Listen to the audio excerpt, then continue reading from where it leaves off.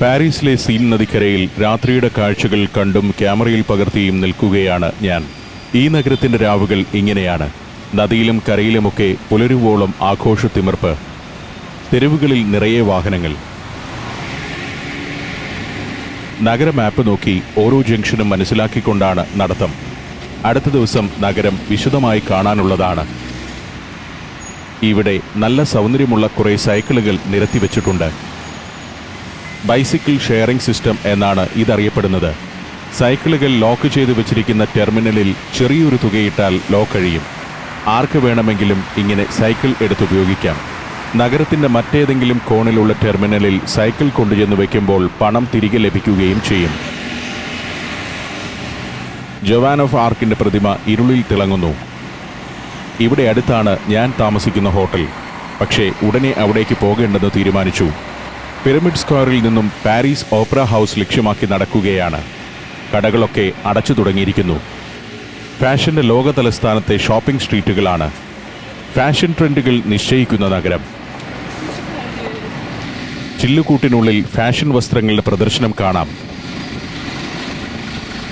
അങ്ങനെ നടന്ന് place D Opera എന്ന സ്ക്വയറിലെത്തി. ഇതാണ് ലോക പ്രശസ്തമായ പാരീസ് ഓപ്പറ ഹൗസ്. നെപ്പോളിയൻ മൂന്നാമൻ മുൻകൈയെടുത്ത് നിർമ്മിച്ച കലാകേന്ദ്രം. ലോകത്തെ ഏറ്റവും വലിയ ഓപ്പറ ഹൗസുകളിലൊന്നാണ് ഒപ്പേര ഡി പാരീസ് ഗാർണിയർ എന്നറിയപ്പെടുന്ന ആ മന്ദിരം. 24 നില കെട്ടിടത്തിൻ്റെ ഉയരവും 11,000 ചതുരശ്ര മീറ്റർ വിസ്തീർണവുമുള്ള ഓപ്പറ ഹൗസിൽ 2200 പേർക്കിരുന്ന് പരിപാടി ആസ്വദിക്കാം. 450 കലാകാരന്മാർക്ക് നിരന്നിരുന്ന് ഓർക്കസ്ട്ര അവതരിപ്പിക്കാവുന്നത്ര വലിപ്പമുള്ളതാണ് ഇതിനകത്തെ വേദി.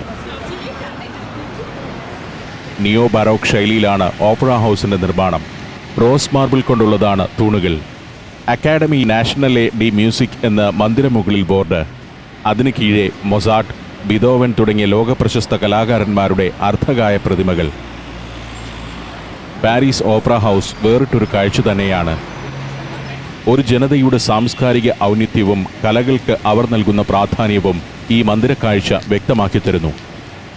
ഓപ്പറ ഹൗസിനടുത്തു നിന്നും തെരുവിലേക്ക് മടങ്ങി. ഒരു ചൈനീസ് റെസ്റ്റോറൻറ്റിൽ നിന്ന് ഭക്ഷണം കഴിച്ച് താമസിക്കുന്ന ഹോട്ടലിലേക്ക് നടന്നു. രാത്രിയിൽ ഹോട്ടൽ ലോബി തീർത്തും വിജനം. അടുത്ത പുലർക്കാലം. നോത്രദാം കത്തീഡ്രലിന് സമീപമുള്ള ഒരു ടൂർ കമ്പനി ഓഫീസിന് മുന്നിൽ അത് തുറക്കുന്നതും കാത്തു നിൽക്കുകയാണ്. അല്പം കഴിഞ്ഞപ്പോൾ ഓഫീസ് തുറന്നു. അവിടെ നിന്നും ഒരു ടൂർ ബസ്സിലേക്കുള്ള ബോർഡിംഗ് പാസ് വാങ്ങി. കുറച്ചു പേർ കൂടി ബസ് യാത്രയ്ക്കൊരുങ്ങി എത്തിയിട്ടുണ്ട്. ബസ് പുറപ്പെട്ടു. കുറച്ചാളുകളെയുള്ളൂ. ബസ്സിലെ മുൻ സീറ്റ് തരപ്പെടുത്താനായില്ല. ഫ്രാൻസിൻ്റെ മറ്റൊരറ്റത്തേക്കുള്ള ദീർഘയാത്രയാണ്. പിന്നിലെ സീറ്റിലിരുന്നുള്ള ഷൂട്ടിംഗ് ഏറെ ശ്രമകരമാവും. ബസ് സീൻ നദിക്കരയിലൂടെ കുറേ ദൂരം ഓടി. പിന്നെ നദിക്ക് കുറുകെയുള്ള പാലം കടന്ന് പാരീസിൻ്റെ നഗരപ്രാന്തത്തിലേക്ക് പ്രവേശിക്കുകയാണ്. പിന്നെയും അരമണിക്കൂർ കഴിയേണ്ടി വന്നു പുറത്ത് പ്രകാശം പരക്കാൻ. ഫ്രാൻസിൻ്റെ പടിഞ്ഞാറേ തീരത്തുള്ള മോണ്ട് സാൻ മിഷേൽ എന്ന പുരാനിർമ്മിതികൾ കാണാനാണ് ഇന്നത്തെ യാത്ര.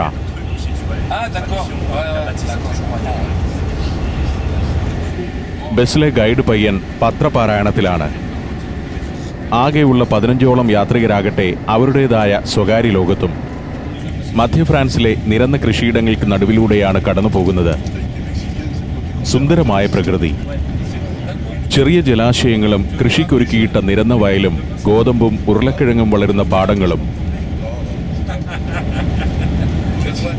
നൂറ്റാണ്ടുകളായി യൂറോപ്പിൻ്റെ കാർഷിക മേഖലയിലെ പ്രധാന ശക്തി ഫ്രാൻസാണ്. 7.5 ലക്ഷം ഫാമുകളുണ്ട് ഈ രാജ്യത്ത്. ഫ്രാൻസിൻ്റെ വടക്ക് പടിഞ്ഞാറെ അതിരായ നോർമണ്ടി തീരത്തേക്കാണ് എൻ്റെ ഈ യാത്ര. അവിടെയുള്ള അത്ഭുത ദ്വീപായ മോണ്ട് സാൻ മിഷേൽ ക്യാമറയിൽ പകർത്തണം. പടിഞ്ഞാറൻ തീരം വരെ എത്തുന്ന സുന്ദരമായ പാത. പാരീസിൽ നിന്നും 4 മണിക്കൂർ യാത്രയുണ്ട് മോണ്ട് സാൻ മിഷേലിലേക്ക്. മധ്യ ഫ്രാൻസിൻ്റെ കാർഷിക ഗ്രാമങ്ങൾ കാൽപ്പനികമെന്ന് തോന്നുന്ന ഒരു കാഴ്ചയാണ്. ചെറിയ വീടുകൾ, കാലികൾ മേയുന്ന പുൽമേടുകൾ, ഫലവൃക്ഷത്തോപ്പുകൾ. വീടുകളും മറ്റും കാണുമ്പോൾ ഇവിടുത്തെ കർഷകർ ദരിദ്രരാണോ എന്ന് സംശയിച്ചേക്കാം. സത്യമതല്ല. ഫ്രാൻസിലെ കർഷകരെല്ലാം സമ്പന്നരാണ്. അടിസ്ഥാന സൗകര്യങ്ങളെല്ലാം ഏറ്റവും ആധുനികമാണിവിടെ. ബസ് ഒരു ടോൾ ഗേറ്റിനോട് അടുക്കുകയാണ്. ഓട്ടോ റൂട്ടിൽ പലയിടത്തും കാണാം ഇത്തരം വമ്പൻ ടോൾ ഗേറ്റുകൾ. യൂറോപ്പിൽ തന്നെ ഏറ്റവും വലിയ തുക ടോൾ ഇനത്തിൽ ഈടാക്കുന്ന രാജ്യമാണ് ഫ്രാൻസ്. അതിനാൽ താഴ്ന്ന വരുമാനക്കാർ ഓട്ടോ റൂട്ടുകൾ ഒഴിവാക്കി ഗ്രാമീണ പാതകളിലൂടെ പോകുന്നതും അങ്ങനെ അവിടെ ട്രാഫിക് ജാമുകൾ ഉണ്ടാവുന്നതും ഇവിടെ പതിവാണ്. വീണ്ടും ഫ്രഞ്ച് കൃഷിയിടങ്ങളുടെ വിജനതയിലൂടെയായി യാത്ര. ഹരിതാഭമായ കാഴ്ചകൾ. ഫ്രഞ്ച് ഹൃദയഭൂവിന്റെ സുന്ദരമായ പാതയിലൂടെ നീങ്ങുമ്പോൾ ഞാൻ ചിന്തിക്കുന്നത് ഈ മണ്ണിലൂടെ കടന്നുപോയ സംഭവബഹുലമായ ചരിത്രത്തെക്കുറിച്ചാണ്. റെനി ഗോസിനിയുടെ ലോകപ്രശസ്തമായ ഫ്രാങ്കോ ബെൽജിയൻ കോമിക് പരമ്പരയാണ് ദ അഡ്വഞ്ചേഴ്സ് ഓഫ് ആസ്റ്ററിക്സ്. ബുദ്ധിശാലികളും ധീരന്മാരുമായ യോദ്ധാക്കൾ വസിക്കുന്ന ഗോൾ എന്ന പുരാതന പ്രദേശമാണ് അതിന്റെ പശ്ചാത്തലം. ആ ഗോൾ വംശജരാണ് ഇന്നത്തെ ഫ്രഞ്ചുകാർ. ധീരതയും വിപ്ലവചിന്തയുമൊക്കെ പുരാതന കാലം മുതൽ ഫ്രഞ്ചുകാരുടെ രക്തത്തിൽ അലിഞ്ഞു ചേർന്നവയാണ്. BC 200-ലൊക്കെ റോമിന്റെ അധീനതയിലായിരുന്നു ഈ പ്രദേശങ്ങൾ. ജൂലിയസ് സീസറിന്റെ കാലമായപ്പോഴേക്കും ഗോൾ എന്നറിയപ്പെട്ട മേഖലയൊന്നാകെ റോമിന്റെ കീഴിലായി. അങ്ങനെ നൂറ്റാണ്ടുകൾ കടന്നുപോയി. ഫ്രാങ്കുകൾ ഉൾപ്പെട്ട ജർമ്മൻ ഗോത്രങ്ങൾ ഇവിടേക്ക് കുടിയേറിയെത്തുന്നതോടെയാണ് ചരിത്രത്തിലെ വഴിത്തിരിവുണ്ടാവുന്നത്. ഫ്രാങ്കുകളുടെ രാജാവായിരുന്ന ക്ലോവിസ് റോമൻ ഗവർണറെ തുരത്തി ഓടിച്ചു. പിന്നെ പല രാജവംശങ്ങൾ വന്നു. ഫ്രാങ്കുകളുടെ നാട് എന്നാണ് ഫ്രാൻസിന്റെ അർത്ഥം. ഫ്രാൻസ് ഇന്ന് കാണുന്ന വിധമുള്ള ഒരു രാഷ്ട്രമാകുന്നതിന്റെ തുടക്കം 10-ാം നൂറ്റാണ്ടിലെ കാപ്പത്തിൻ ഭരണത്തിൽ നിന്നായിരുന്നു.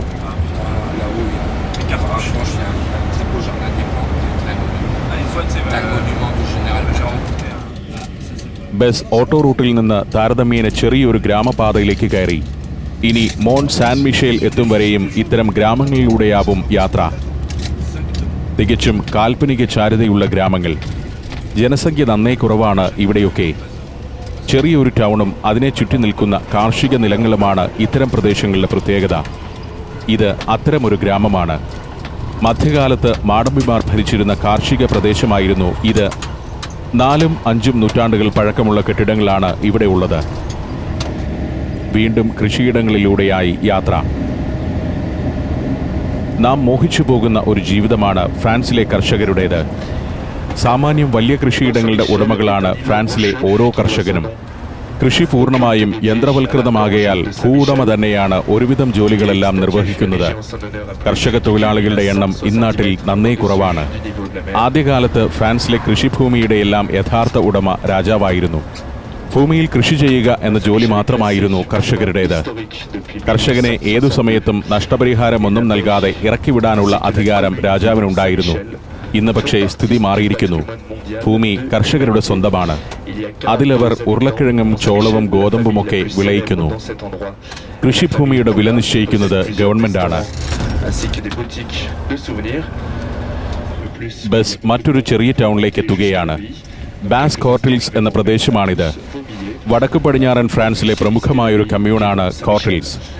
മോൺ സാൻ മിഷേൽ എത്തും മുൻപുള്ള പ്രമുഖമായ ടൗണും ഇതുതന്നെ.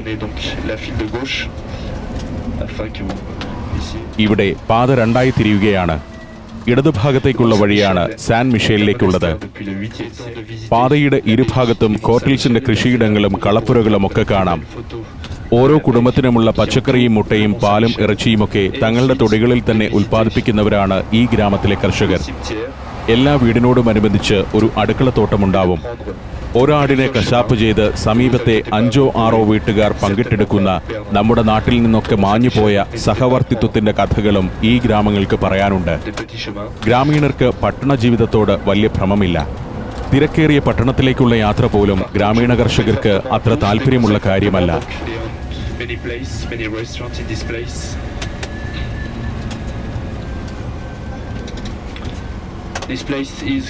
ദൂരെ കുട്ടികൾ ചിരട്ട കൊണ്ട് മണ്ണപ്പം ചുട്ടുവെച്ചതുപോലെ ഒരു കാഴ്ച കാണാം. മോൺ സാൻ മിഷേലാണ് അത്. ക്യാമറ സൂം ചെയ്യുമ്പോൾ അതിന്റെ രൂപം ഇതാണ്. ഒരു മല മുഴുവൻ നിറഞ്ഞു നിൽക്കുന്ന ദുർഗം. ബസ് ഇപ്പോൾ പോണ്ടോർസൺ എന്ന ഗ്രാമത്തിലാണ്. സാൻ മിഷേലിലെത്തുന്ന സന്ദർശകരെ ഉപജീവിച്ചു കഴിയുന്ന ഗ്രാമമാണ് പോണ്ടോർസൺ. ധാരാളം ഹോട്ടലുകളും ലോഡ്ജുകളും റെസ്റ്റോറന്റുകളുമൊക്കെ ഇവിടെയുണ്ട്. പണ്ട് ഇവിടം വരെയും കടൽ കയറി കിടന്നിരുന്നു. നേർത്ത ഒരു മൺവരമ്പ് അന്ന് സാൻ മിഷേൽ ദ്വീപിൽ നിന്നും മെയിൻലാൻഡ് വരെ നീണ്ടുകിടന്നു. ആ വരമ്പ് ഇപ്പോൾ ഒരു കോസ്വേ ആയി പരിണമിച്ചിരിക്കുന്നു. കോൺക്രീറ്റ് ചെയ്ത ആ പാതയിലൂടെയാണ് ബസ് നീങ്ങുന്നത്. 2 കിലോമീറ്റർ നീളമുള്ള കോസ്വേയാണ്. വേലിയേറ്റ സമയത്ത് ഇവിടം വരെയും വെള്ളം പൊങ്ങും. കൊയിസ്നോൺ നദി കടലിൽ ചേരുന്ന അഴിമുഖ ഭാഗത്താണ് ഒരു കൂറ്റൻ പാറക്കെട്ടായി സാൻ മിഷേൽ ദ്വീപ് ഉയർന്നു നിൽക്കുന്നത്. പാറക്കെട്ടിനെ മുഴുവനായും ഉള്ളിലൊതുക്കി നിൽക്കുകയാണ് സാൻഡ്സ്റ്റോണിൽ പടുത്ത കോട്ട. ഫ്രാൻസിലെ തന്നെ രണ്ടാമത്തെ വലിയ ടൂറിസ്റ്റ് കേന്ദ്രമാണ് മോൺ സാൻ മിഷേൽ. വർഷം തോറും 30 ലക്ഷം സഞ്ചാരികളാണ് ആ വിസ്മയം കാണാനെത്തുന്നത്. പാതയുടെ വലതുഭാഗത്ത് വിശാലമായ പാർക്കിംഗ് സൗകര്യം ഒരുക്കിയിരിക്കുന്നു. അവിടെ ടൂറിസ്റ്റുകൾ എത്തിയ നൂറുകണക്കിന് വാഹനങ്ങൾ നിരന്നു കിടപ്പുണ്ട്.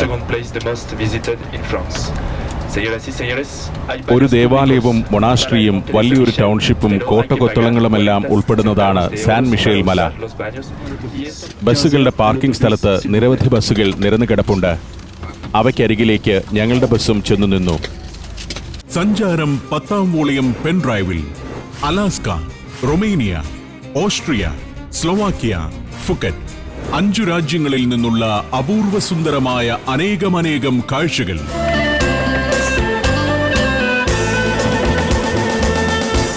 സഞ്ചാരം വോളിയം നമ്പർ 10.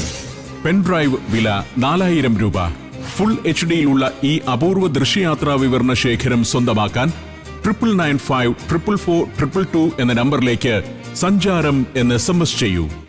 ബസ്സിൽ നിന്നിറങ്ങി മലയിലെ ആ മഹാനിർമ്മിതിയെ ഞാൻ വിശദമായൊന്ന് കണ്ടു.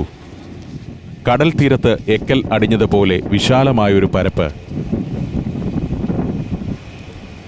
അതിൽ വലിയൊരു മല. മലയുടെ താഴെ നിന്നും കെട്ടിടനിര ആരംഭിക്കുന്നു. അതങ്ങനെ മലയെ ആകെ പൊതിഞ്ഞു നിൽക്കുന്നു. ഏറ്റവും മുകളിൽ ചെമ്പുകൊണ്ട് പൊതിഞ്ഞ സൂചി ഗോപുരവുമായി ദേവാലയം. അതിന് കീഴെ മൊണാസ്ട്രിയുമായി ബന്ധപ്പെട്ട മന്ദിരഭാഗങ്ങൾ. നേരം 11:30 നല്ല തണുപ്പുണ്ട്. മുറ്റത്ത് ഇളം വെയിലിൽ സഞ്ചാരി സംഘങ്ങൾ. സാൻ മിഷേലിലെ ആദ്യ കവാടം ഇതാണ്, ബെവേലി ഗേറ്റ്. യുനെസ്കോ ലോക പൈതൃക സ്ഥാനങ്ങളിൽ ഉൾപ്പെടുത്തിയ ചരിത്ര നിർമ്മിതിയാണ് മോൺ സാൻ മിഷേൽ. അതോടൊപ്പം ഇതൊരു തീർത്ഥാടന കേന്ദ്രം കൂടിയാണ്. ഒരു ഓപ്പൺ സ്പേസ്. ഇവിടെയാണ് ടൂറിസ്റ്റ് ഇൻഫർമേഷൻ സെന്ററൊക്കെ ഉള്ളത്. പരസ്പരം വേർതിരിക്കപ്പെട്ട പല ബ്ലോക്കുകളായാണ് മോൺ സാൻ മിഷേൽ ദുർഗത്തിന്റെ നിർമ്മാണം. യൂറോപ്പിലെ പുരാതന കാസിലുകളുടെ രൂപം തന്നെയാണ് ഇതിന്. 2ാം കവാടം ഇതാണ്. ബൊളവാർഡ് ഗേറ്റ് എന്നറിയപ്പെടുന്ന ആ കൂറ്റൻ കമാനം കടന്ന് നടന്നു. ഇവിടെ കുറെ കടകളൊക്കെയുണ്ട്. ടൂറിസ്റ്റുകളുടെ ഒരു ഷോപ്പിംഗ് കേന്ദ്രം കൂടിയാണ് മോൺ സാൻ മിഷേൽ. 8ാം നൂറ്റാണ്ടിലാണ് ഈ മലമുകളിൽ ഒരു സന്യാസി മഠം സ്ഥാപിതമാവുന്നത്. മതപരമായി മാത്രമല്ല രാഷ്ട്രീയപരമായും ഏറെ പ്രാധാന്യമാർന്ന ഒരിടമായി പിന്നീട് ഇവിടം വളർന്നു. ഫ്രാൻസും ഇംഗ്ലണ്ടും തമ്മിൽ നടന്ന 100 വത്സര യുദ്ധകാലത്ത് ഈ ദുർഗം പിടിച്ചെടുക്കാൻ ഇംഗ്ലീഷ് പട പലതവണ ശ്രമിച്ചിരുന്നു. പക്ഷേ ആ ശ്രമങ്ങളെല്ലാം പരാജയപ്പെട്ടു. ഇതാണ് കോട്ടയിലെ ഏറ്റവും പ്രധാന ഗേറ്റ്. കിടങ്ങിന് കുറുകെയുള്ള ഈ പാലം ദുർഗത്തിന്റെ വാതിൽ കൂടിയാണ്. ചങ്ങലകളിൽ തൂക്കിയിട്ടിരിക്കുന്ന പാലം വലിച്ചുയർത്തി വെക്കുന്നതോടെ കവാടം അടയുന്നു. കിങ്സ് ഗേറ്റ് എന്നാണ് ഇതറിയപ്പെടുന്നത്. ഈ കവാടം കടക്കുമ്പോഴാണ് ശരിക്കുമുള്ള മോൺ സാൻ മിഷേൽ പട്ടണം എത്തുക. ഇപ്പോൾ സാൻ മിഷേൽ മലയിലെ ജനസംഖ്യ വെറും 41 മാത്രമാണ്. പണ്ട് നിരവധി സന്യാസിമാരും ഉദ്യോഗസ്ഥരും പരിചാരകരും കാവൽക്കാരുമൊക്കെ ഉണ്ടായിരുന്ന ദുർഗമായിരുന്നു ഇത്. ഇവിടെയുമുണ്ട് നിരവധി കടകൾ. ഫോട്ടോകളും മറ്റ് സൂനിയറുകളുമൊക്കെയാണ് വിൽപ്പന. പല കാലങ്ങളിൽ പണിതവയാകയാൽ മോൺ സാൻ മിഷേലിലെ കെട്ടിടങ്ങൾ പലതിനും പല ശൈലിയാണ്. 16ാം നൂറ്റാണ്ടിൽ പണിത കെട്ടിടമാണ് ഇത്. പോർട്ടെ ഡു റോയി എന്ന് ഇതറിയപ്പെടുന്നു. ടിംബർ ഫ്രെയിംഡ് ബിൽഡിംഗ്സ് എന്നാണ് ഇത്തരം കെട്ടിടങ്ങൾ പൊതുവെ അറിയപ്പെടുന്നത്. പണ്ട് പട്ടാള ഓഫീസർമാരുടെ കാര്യാലയമായിരുന്നു ഇതിൽ പ്രവർത്തിച്ചിരുന്നത്. പടവുകൾ കയറിയെത്തുന്ന ഈ കെട്ടിടം മേസൺ ഡു റോയി എന്നറിയപ്പെടുന്നു. ഇതൊരു ആയുധപ്പുരയായിരുന്നു. ഇപ്പോൾ മോൺ സാൻ മിഷേലിന്റെ ടൗൺ ഹാൾ ആണിത്. 13-14 നൂറ്റാണ്ടുകളിൽ നിർമ്മിച്ച കുറേ കെട്ടിടങ്ങളൊക്കെ പല കാലങ്ങളിലായി തകർന്നു വീണിരുന്നു. അവയൊക്കെ പഴയ രൂപത്തിൽ പുനഃസൃഷ്ടിച്ചിരിക്കുകയാണിപ്പോൾ. സാൻ മിഷേലിലെ പ്രധാന സ്ട്രീറ്റായ ഗ്രാൻഡ് റിയൂ ഇതാണ്. അതിലൂടെ നടന്നു. തിരക്കേറിയ ഒരു തെരുവ്. റെസ്റ്റോറൻറ്റുകളും ബാറുകളും എല്ലാം ഉണ്ട് ഇവിടെ. കെട്ടിടങ്ങൾക്കിടയിലൂടെ ഗ്രാൻഡ് റിയൂ തെരുവ് അങ്ങനെ നീണ്ടുപോകുന്നു. മോണ്ട് സാൻ മിഷേലിൻ്റെതായ പ്രത്യേക വിഭവങ്ങൾ ലഭിക്കുന്ന റെസ്റ്റോറൻറ്റുകൾ മുതൽ മ്യൂസിയങ്ങൾ വരെ ഈ തെരുവിന് ഇരുവശത്തുമായി പ്രവർത്തിക്കുന്നുണ്ട്. പ്രധാനമായും 5 മ്യൂസിയങ്ങളാണ് ഇവിടെയുള്ളത്. അതെല്ലാം സ്വകാര്യ ഉടമസ്ഥതയിലുള്ളതാണ്. 14-ാം നൂറ്റാണ്ടിലെ പ്രൗഢമായ വീടുകൾ അക്കാലത്തെ ഫർണിച്ചറുകളോടെ ഇവിടെ പ്രദർശനത്തിനായി തുറന്നു വച്ചിട്ടുണ്ട്. വിനോദസഞ്ചാരികളും തീർത്ഥാടകരും സജീവമാകുന്ന തെരുവ് കണ്ടു നിൽക്കെ ഈ അത്ഭുത ദ്വീപിൻ്റെ ചരിത്രം ഓർക്കുകയായിരുന്നു ഞാൻ. AD 708 അന്ന് ഔറഞ്ചസിലെ ബിഷപ്പായിരുന്ന ഓബർട്ടിനു മുന്നിൽ ശ്രേഷ്ഠ മാലാഖയായ മിഖായേൽ പ്രത്യക്ഷമായെന്നാണ് ഐതിഹ്യം. ഈ മലയുടെ മുകളിൽ ഒരു സന്യാസി മഠം സ്ഥാപിക്കാൻ മാലാഖ നിർദ്ദേശിച്ചു. അങ്ങനെ മലമുകളിൽ സന്യാസി മഠം സ്ഥാപിതമാവുകയും ചെയ്തു. പിന്നീട് സാവധാനം ഇവിടെ ഒരു ടൗൺഷിപ്പ് ഉണ്ടായി. മധ്യകാലത്ത് വടക്ക് പടിഞ്ഞാറൻ യൂറോപ്പിലെ ഒരു തന്ത്രപ്രധാന കേന്ദ്രമായി മോണ്ട് സാൻ മിഷേൽ മാറി. അതോടൊപ്പം ഈ മലമുകളിലെ സന്യാസി മഠം യൂറോപ്പിലെങ്ങും പ്രശസ്തമാവുകയും ചെയ്തു. 1066 നോർമണ്ടിയിലെ യുദ്ധവീരനായ വില്യം പ്രഭു ഇംഗ്ലണ്ട് പിടിച്ചെടുക്കുകയും ഭരണം തുടങ്ങുകയും ചെയ്തു. അങ്ങനെ പിന്നീടുള്ള ഒരു നൂറ്റാണ്ടിലേറെക്കാലം ഇവിടം ഇംഗ്ലണ്ടിൻ്റെ ഭാഗവുമായി. ടൂറിസ്റ്റുകളെ കാത്ത് റെസ്റ്റോറൻറ്റുകൾ ഒരുങ്ങിയിരിക്കുന്നു. മരവും കല്ലും കൊണ്ട് നിർമ്മിച്ച പുരാതന കെട്ടിടങ്ങൾ പലതും ഇന്ന് ഹോട്ടലുകളായി മാറിക്കഴിഞ്ഞു.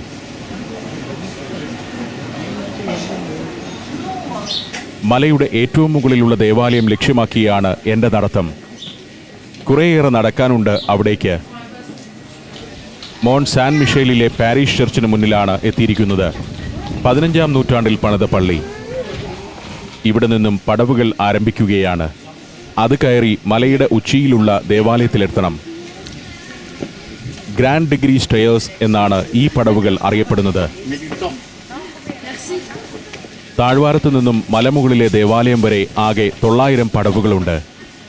അതത്രയും കയറി തീർക്കുക എന്നത് വലിയൊരു അധ്വാനം തന്നെയാണ്. പടവുകളിൽ കുറേയെണ്ണം മലയുടെ പാർശ്വങ്ങളിൽ കൂടിയാണ്. കെട്ടിടത്തിനകത്ത് കയറിയാൽ അവിടെയുമുണ്ട് പടവുകൾ. മധ്യകാലത്തെ യൂറോപ്യൻ നിർമ്മാണകലയുടെ മകുടോദാഹരണമാണ് ഈ ദുർഗം. മലമുകളിലെ ഒരൊറ്റ നിർമ്മിതിയല്ല സാൻ മിഷേൽ ദുർഗം. പല കാലങ്ങളിൽ പല ഭാഗങ്ങളായി പണിതുയർത്തിയതാണിത്. പടവുകൾ കയറുമ്പോൾ വശങ്ങളിൽ ചില കമാനങ്ങൾ കാണാം. അതിലൂടെ ചെന്നാൽ പഴയ സന്യാസി മഠത്തിൻ്റെ വിവിധ ഭാഗങ്ങളിലായിരിക്കും എത്തുക. ഒരു സന്യാസി മഠം എന്നതിലുപരി ഒരു വലിയ ജയിലിൻ്റെയോ സൈനിക താവളത്തിൻ്റെയോ പരിവേഷമാണ് മോണ്ട് സാൻ മിഷേലിൻ്റെ ഈ ഭാഗങ്ങൾക്കെല്ലാമുള്ളത്. ക്യാമറയുമായി തെല്ലൊന്ന് ആയാസപ്പെട്ട് ഞാൻ പടവുകൾ കയറിക്കൊണ്ടിരുന്നു. ഒറ്റയടിക്ക് മുഴുവൻ പടവുകളും കയറി തീർക്കാനാവില്ല. യുദ്ധകാലത്ത് സൈനിക കേന്ദ്രമായും വിപ്ലവകാലത്ത് ജയിലായും മാറിയ കഥകളും ഈ കൂറ്റൻ കൽമന്ദിരത്തിന് പറയാനുണ്ട്.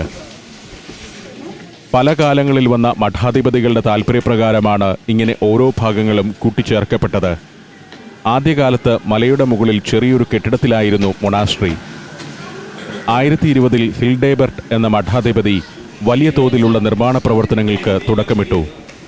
അദ്ദേഹമാണ് മലയുടെ ഉച്ചിയിൽ ദേവാലയം പണിയാൻ നിർദ്ദേശം നൽകുന്നത്. ഗുഹാസമാനമായ വഴികൾ. കുറെ പടവുകൾ കയറി തെല്ലൊന്ന് വിശ്രമിച്ച ശേഷം ഞാൻ കൂറ്റൻ കെട്ടിടത്തിൻ്റെ അകത്തേക്ക് കടന്നു. പടവുകൾ കയറുന്നതിനിടയിൽ ഇടയ്ക്കുള്ള ഓരോ ഹാളുകളും കയറി കാണേണ്ടതില്ലെന്നാണ് എൻ്റെ തീരുമാനം. ആദ്യം മലയുടെ നെറുകയിലെത്തണം. തിരിച്ചിറങ്ങുമ്പോൾ കാഴ്ചകൾ ഓരോന്നും വിശദമായി ക്യാമറയിലാക്കണം. ബസ്സിലുണ്ടായിരുന്ന ഗൈഡും ഈ തന്ത്രം തന്നെയാണ് ഉപദേശിച്ചു തന്നിട്ടുള്ളത്. 1204 അന്ന് ഇംഗ്ലണ്ടിൻ്റെ അധീനതയിലായിരുന്ന ഈ ദുർഗം ഫ്രഞ്ചുകാർ പിടിച്ചെടുക്കുകയും പല ഭാഗങ്ങളും തീവച്ച് നശിപ്പിക്കുകയും ചെയ്തു. വിവിധ തെരുവുകളും കയറ്റങ്ങളും കോണിപ്പടികളുമായി ഒരു മാന്ത്രിക കോട്ട പോലെ സാൻ മിഷേൽ മലയെ ഉള്ളിലൊതുക്കി നിൽക്കുകയാണ്.